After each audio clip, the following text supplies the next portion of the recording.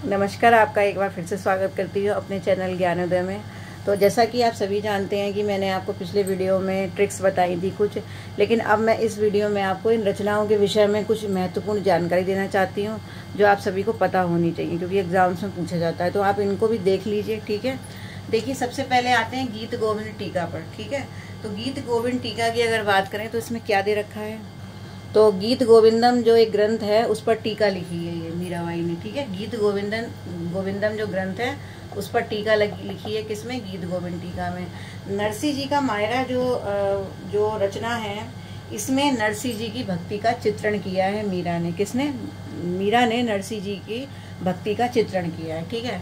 राग सोरठ के पद जो है मीरा के, उसमें मीरा ने वास्तव में इस ग्रंथ का नाम जो है राग सोरठ का पद रखा गया। और इसमें मीराबाई के, देखिए ये लर्न करना जरूरी है, आपको पता होना चाहिए। इसमें मीरा के, कबीर के, ठीक है। इसमें मीरा के और कबीर के और इसके अलावा नामदेव, ठीक है। इन तीनों के पद संकलित हैं, ठीक है। राग सोरठ के पद में मीरा, कबीर और नामदेव, इन तीनों के पद जो है वो संकलित हैं, ये आपको पता होना चाहिए। इसके अलावा जो फुटकर पद है मीरा के, उसमें जो है मीरा के कृष्ण भक्ति पद जो हैं वो वास्तव में जो मीरा पदावली थी, मीरा ने मीरा पदावली जो लिखी थी उसमें से कुछ पद जो हैं वो निकाले गए हैं, ठीक है। मतलब फुटकर पद जो मीरा ने लिखे थे उन पदों की पदावली बनाई गई बाद में, ठीक है। तो यहाँ मीरा के जो भक्ति पद हैं वो वास्तव में फुटकर पद में सम्मिलित हैं, ठीक है। अब उसके बाद आते हैं सूरदास। तो सूरदास की बात करें तो सूरदास ने सूर सागर में क्या दिया हुआ है। देखिए, जो सूर सागर है, सूर सागर जो है ये श्रीमद् भागवत के 10वें स्कंद पर आधारित है, ठीक है। ये बहुत ही इम्पोर्टेंट चीज़ मैं आपको बता रही हूँ कि सूर सागर जो है वो श्रीमद् भागवत के 10वें स्कंद पर आधारित है, ठीक है। भागवत पुराण के 10वें स्कंद पर आधारित है। कौन? सूर सागर। इसमें कृष्ण भक्ति का विशेष वर्णन किया गया है, ठीक है। इसके अलावा फिर आती है सूर सारावली, ठीक है। सूर सारावली में वास्तव में कुछ नहीं है, केवल सूर सागर जो ग्रंथ है इसकी विषय सूची है। सूर सारावली में सूर सागर की विषय सूची है, ठीक है। ये आपको पता होना चाहिए। तो ये कोई विशेष ग्रंथ नहीं है, लेकिन इसकी जो सूची है वो इसमें बनाई गई है सूर सारावली में, ये आपको ध्यान रखना है, ठीक है। जबकि साहित्य लहरी बहुत ही इम्पोर्टेंट जो है वो रचना मानी जाती है भगवान भक्ति से संबंधित, कृष्ण भक्ति से संबंधित। क्यों? क्योंकि इसमें दृष्टकूट पदों का संकलन है, ठीक है। पूछा जाता है कि सूरदास की ऐसी कौन सी रचना है जिसमें दृष्टकूट पदों का संकलन है, ठीक है। तो वो कौन सी है? साहित्य लहरी। बहुत ही इम्पोर्टेंट और बहुत ही सर्वश्रेष्ठ रचना, बहुत अच्छी रचना मानी जाती है साहित्य लहरी। और भ्रमर गीत भी इसी में, ठीक है।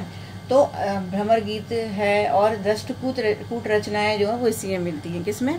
साहित्य लहरी में, ठीक है। ये आपको ध्यान रखना है। और इसके अलावा जब श्री कृष्ण मथुरा चले जाते हैं फिर उसके बाद भ्रमर गीत प्रसंग जो आता है वो भी इसी के अंतर्गत आता है। तो ये बहुत ही इम्पोर्टेंट रचना है, इसके बारे में आपको पता होना चाहिए, ठीक है। फिर आते हैं कृष्णदास, ठीक है। तो कृष्णदास ने क्या लिखी? जुगलमान चरित्र, ठीक है। तो इसमें क्या है? तो कृष्णदास ने जुगलमान चरित्र लिखी, उसमें राधा कृष्ण के प्रेम का श्रृंगारपरक वर्णन है, ठीक है। राधा कृष्ण के प्रेम का श्रृंगारपरक वर्णन किसमें है? जुगलमान चरित्र में। उसके बाद आती है परमानंद दास, ठीक है। परमानंद दास की जो ध्रुव चरित्र है, तो ध्रुव चरित्र में परमानंद दास जी ने वास्तव में क्या लिखा है? उन्होंने ध्रुव चरित्र का वर्णन किया है। जो ध्रुव आपने देखा होगा, मतलब आपको पता ही होगा कि ध्रुव कौन थे, ठीक है। तो ध्रुव का जो है वर्णन किया है। ध्रुव तारे के बारे में आपने पढ़ा ही होगा कि ध्रुव की पूरी कथा आपको पता होगी। तो ध्रुव जो भगवान के बहुत बड़े भक्त थे, उनका वर्णन किया है, उनके चरित्र का वर्णन किया है। किन्होंने किया? परमानंद दास जी ने ध्रुव चरित्र में, ठीक है। इसके अलावा दान लीला। अब दान लीला में वास्तव में क्या दिया हुआ है, देखिए। दान लीला ये जो ग्रंथ है, जो रचना है, इसमें दान लीला में भगवान श्री कृष्ण और राधा कृष्ण की प्रेम लीलाओं का वर्णन जो है वो किसमें किया गया है? दान लीला में। दान लीला में आप ये समझ लीजिए कि भगवान श्री कृष्ण की जितनी भी लीलाएं थी जो वो रास रचाया करते थे, और राधा से संबंधित जो लीलाएं थी, गोपियों से संबंधित जो लीलाएं थी, वो सभी दान लीला में उन्होंने परमानंद दास जी ने लिखी हैं, ठीक है। अच्छा, इसके अलावा अब देखिए कृष्ण के मथुरा गमन से लेके और जो भंवर गीत जो गाया गया दो गोपियों के द्वारा, तो ये पूरा प्रसंग जो है परमानंद सागर में दिया हुआ है। ठीक है, जब कृष्ण मथुरा चले गए फिर उसके बाद भंवर गीत जो आता है उसका पूरा वर्णन किसमें दिया है? परमानंद सागर में। ठीक है, फिर आते हैं नंददास। तो नंददास के विषय में मैं आपको बताती हूँ। देखिए अनेकार्थ मंजरी में क्या दे रखा है। अनेकार्थ मंजरी जो है वो वास्तव में एक पर्यायवाची कोश है। ठीक है, इसमें पर्यायवाची शब्द दे रखे हैं, उनका कोश है ये। ठीक है, और जबकि मान मंजरी जो है ये भी पर्यायवाची कोश है। पूछा जाता है क्वेश्चन कि पर्यायवाची कोश कौन कौन से हैं, तो आपको 4-5 नाम दे देंगे, अनेकार्थ मंजरी, रस मंजरी, रूप मंजरी, मान मंजरी, इस तरह से करके। तो आपको पता होना चाहिए कि अनेकार्थ मंजरी और मान मंजरी दोनों पर्यायवाची कोश हैं। ठीक है, इसमें शब्द दे रखे हैं पर्यायवाची शब्द, भक्ति काव्य से संबंधित और जो पर्यायवाची कोश है। लेकिन मान मंजरी में आपको एक बात पता होनी चाहिए कि जो मान मंजरी जो है ये लिखा गया है, जो पर्यायवाची कोश, ये वास्तव में अमर कोश पर आधारित है। ठीक है, जो अमर कोश जो एक बहुत बड़ा कोश माना जाता है हिंदी कृष्ण काव्य का, तो अमर कोश पर आधारित जो पर्यायवाची कोश है वो क्या है? वो है क्या? वो है मान मंजरी। ठीक है, ये आपको ध्यान रखना है। उसके बाद आता है रस मंजरी। अब देखिए रस मंजरी में क्या है ये भी मैं आपको बता देती हूँ। रस मंजरी वास्तव में बहुत इम्पोर्टेंट है, पूछा जाता है। ये नायिका भेद संबंधी चरित्र चित्रण किया गया है। नायिका भेद संबंधी जो चित्रण है इसमें, श्रृंगार चित्रण नायिका भेद का, वो किसमें किया गया? रस मंजरी में किया गया। ठीक है, ये बहुत इम्पोर्टेंट है, ये पूछा जाता है। इसमें से भर कर क्वेश्चंस आते हैं इन सभी में से, तो ये जितने भी पॉइंट्स हैं ये आपको बताने बहुत जरूरी थे। ठीक है, उसके बाद फिर आता है बिरह मंजरी। ठीक है, बिरह मंजरी जैसा कि आप नाम से ही समझ रहे होंगे बिरह मंजरी कि बिरह, इसमें जो है बिरह के वेदों का काव्य शास्त्रीय विवेचन किया गया है। विरह का रूप तो दिखाया ही गया है, गोपियों का जो विरह था, राधा का जो विरह था, लेकिन उसके साथ में काव्य शास्त्रीय विवेचन भी है बिरह का। ठीक है, तो ये आपको पता होना चाहिए कि काव्य शास्त्रीय विवेचन है बिरह का, किसमें? बिरह मंजरी में। ठीक है, ये हो गया। अब उसके बाद जो अगला है वो है भंवर गीत। भी समझ लीजिए आप भंवर गीत क्या है। भंवर गीत जो है वो वास्तव में भंवर गीत जो परंपरा है उसी का एक काव्य ग्रंथ है। क्या? भंवर गीत। ठीक है, भ्रमर गीत जो परंपरा है, जो भ्रमर गीत परंपरा पर लिखे गए हैं, और भी लिखे गए, आधुनिक काल के कवियों ने भी लिखे हैं। मैं इसके बारे में आपको एक अलग वीडियो दूंगी भ्रमर गीत, क्योंकि इस पर क्वेश्चन बहुत ज़्यादा पूछे जाते हैं। 5 कवियों ने जो है भ्रमर गीत परंपरा पर लिखा है। ठीक है, तो इसी तरीके से ये भंवर गीत भी भ्रमर गीत परंपरा पर लिखा गया काव्य था। ठीक है, अच्छा, अब इसके बाद में अगला जो है फिर आता है श्याम सगाई। ठीक है, तो श्याम सगाई जो है, श्याम सगाई में राधा और कृष्ण की सगाई का रोचक वर्णन है। ठीक है, राधा और कृष्ण की सगाई का रोचक वर्णन जो है वो श्याम सगाई में दे रखा है। ठीक है, जबकि रुक्मणी मंगल जो है इसमें क्या दे रखा है? रुक्मणी मंगल में इसमें दे रखा है कि रुक्मणी का किस तरह से अपहरण करते हैं भगवान श्री कृष्ण, और फिर किस तरह से विवाह होता है रुक्मणी के साथ कृष्ण का। तो ये किस में दे रखा है? रुक्मणी मंगल में। ठीक है, उसके बाद आता है सुदामा चरित। ये इसमें तो नाम से ही आपको पता चल रहा होगा सुदामा चरित में क्या दे रखा होगा? भगवान कृष्ण और सुदामा की जो मित्रता का वर्णन है। ठीक है, उनकी जो कथा है दोनों की, उसके बारे में दे रखा है सुदामा चरित में। ठीक है, फिर आती है गोवर्धन लीला।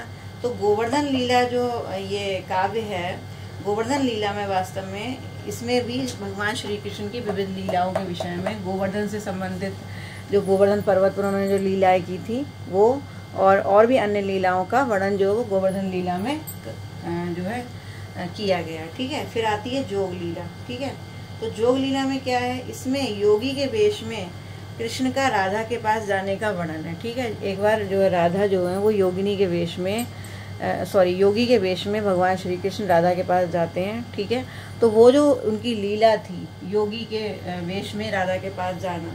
ठीक है, तो इन सब का वर्णन किस में है? जोग लीला में। ठीक है, फिर आती है नाम चिंतामणि माला। तो नाम चिंतामणि जो माला जो है ये इम्पोर्टेंट बात है। इसमें श्री कृष्ण के 41 जो हैं, श्री कृष्ण नाम चिंतामणि में, ये देखिए नाम चिंतामणि माला में वास्तव में श्री कृष्ण के कितने नाम हैं? 41। ठीक है, 41 पथों में नाम दिए गए हैं। ठीक है, 41 नाम दिए गए हैं भगवान श्री कृष्ण के। ठीक है, 41 पथों में दिए गए हैं 41 पथ से संबंधित नाम है, ठीक है, किसमें, नाम चिंतामणि में। अब इसके बाद आती है रास पंचाध्यायी, ठीक है। तो रास पंचाध्यायी जो है ये बहुत ही इम्पोर्टेंट रचना है, क्योंकि इसे हिंदी का गीत गोविंद भी कहा जाता है, ठीक है। हिंदी का, आपको मालूम है गीत गोविंद किसने लिखी थी, जयदेव ने लिखी थी। तो हिंदी का गीत गोविंद जो है वो किस रचना को कहा जाता है, वो कहा जाता है रास पंचाध्यायी। बड़ी इंपॉर्टेंट रचना है।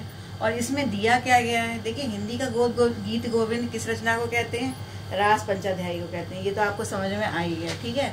लेकिन इसमें देख क्या रखा है, रास पंचाध्यायी जो रचना है इसमें वास्तव में भगवान श्री कृष्ण की जो विविध लीलाएं हैं, ठीक है, उसका वर्णन दिया गया है। ये आपको पता होना चाहिए, ठीक है, रासलीला का। और रासलीला का वर्णन तो दिया ही है, लेकिन इसके साथ साथ जो वर्णन है वो अत्यंत अच्छा सुंदर संगीतात्मक वर्णन है, ठीक है, संगीतमय वर्णन है, बहुत सुनकर के बड़ा आनंद मिलता है। तो ये ऐसी रचना है, तो कौन सी, रास पंचाध्यायी। उसके बाद आती है सिद्धांत पंचाध्यायी, ठीक है। जो सिद्धांत पंचाध्यायी जो रचना है इसके अंतर्गत कृष्ण और गोपियों की जो रासलीला है उसका आध्यात्मिक वर्णन किया गया है। कृष्ण और गोपियों का वर्णन तो कई रचनाओं में किया है, लेकिन कृष्ण और गोपियों का आध्यात्मिक वर्णन जो है वो किस में किया गया है, सिद्धांत, क्योंकि सिद्धांत लिखा है तो आध्यात्मिक सिद्धांत दिए होंगे, ठीक है। तो सिद्धांत पंचाध्यायी। उसके बाद आता है दशम स्कंद भागवत। तो जो दशम स्कंद भागवत है इसमें वास्तव में ये बड़ी इंपॉर्टेंट रचना है। क्यों है, मैं आपको बताती हूँ। दशम स्कंद भागवत में क्या दे रखा है, वास्तव में जो भागवत पुराण है उसका दोहा और चौपाई में निरूपण किया गया है, यानी दोहा और चौपाई में रूपांतर किया है। किन्होंने किया है, नंददास जी ने। नंददास जी ने भागवत पुराण का दोहा और चौपाई में रूपांतरण करके लिखा है, ठीक है। तो अगर आपसे ये पूछा जाए कि भागवत पुराण का दोहा चौपाई में किसने रूपांतरण किया, ठीक है, तो किसने किया, नंददास ने। और किस में किया, तो ये किया था दशम स्कंद भागवत में। तो मैंने आपको सभी रचनाओं के विषय में जानकारी भी दे दी, उसकी ट्रिक्स ही बता दी। आई थिंक आपको अच्छे से लर्न हो गया होगा। तो फिर और रचनाएं मैं अगले वीडियो में आपको दूंगी, ट्रिक्स भी बताऊंगी और उसके बारे में भी बता दूंगी, ठीक है। जो भी पढ़िए गहराई से पढ़िए, ठीक है। चैनल को सब्सक्राइब कर लीजिए अगर नहीं किया है।